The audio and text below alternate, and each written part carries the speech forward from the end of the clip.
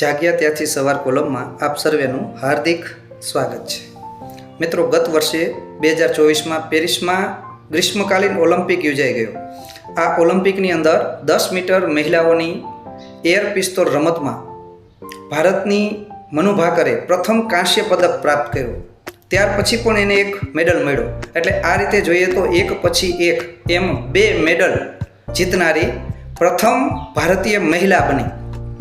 મિત્રો, રમત પૂરી થઈ પછી જ્યારે એમનો ઇન્ટરવ્યૂ લેવામાં આવ્યો ત્યારે મનુ ભાકરે સરસ મજાની વાત કરી કે કોઈ પણ રમતમાં જીત મેળવવાની પ્રેરણા અને શીખ તો હર કોઈ કોચ આપતા હોય છે, પણ રમતમાં હાર કેમ પચાવી, હારમાંથી કેમ બેઠા થવું, એની પ્રેરણા મને શ્રીમદ ભાગવદ્ ગીતા નામના પુસ્તકે આપી છે.